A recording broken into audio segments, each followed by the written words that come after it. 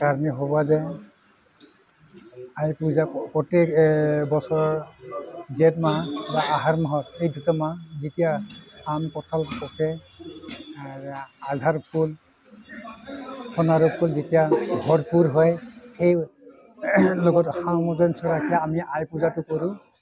আৰু এই বছৰে আমি আজি জেঠ মাহৰ লাষ্ট যিহেতু এই পূজাটো জেঠ আহাৰ মাহতে কৰা যায়, গতিকে সকলো নৰ নাৰী জীৱ জন্তু লৈ খেতি বাতি সকলোকে পৰিপূৰ্ণ হ'বৰ কাৰণে শান্তিৰে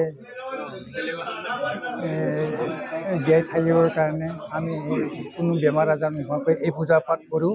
এইটো অকল কাৰ্বি সমাজৰ নহয়, গোটেই আমাৰ জনজাতি মানুহবিলাকে আই পূজাটো কৰে।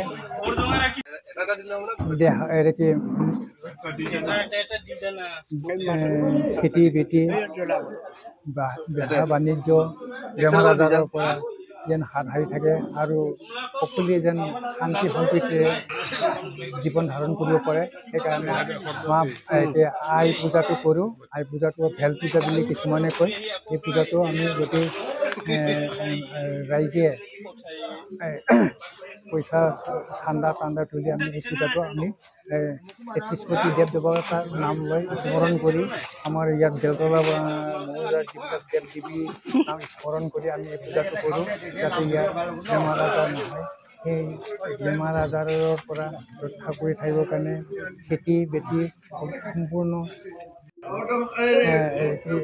ভৰপূৰ হ'বৰ কাৰণে এই পূজাটো আমি ভগৱানৰ ওচৰত আশীৰ্বাদ বিচাৰোঁ। এনেকৈ আমাৰ হিচাপে পূজা কৰি থাকোঁ আৰু আমি প্ৰত্যেক বছৰে এনে সময়তে জেঠ আহাৰ মাহতে পূজাটো কৰোঁ। এইখিনি মই কি ক'ম, গোটেই ৰাইজৰ মংগলৰ কাৰণে দেশৰ মংগলৰ কাৰণে এই পূজাটো কৰা যায়।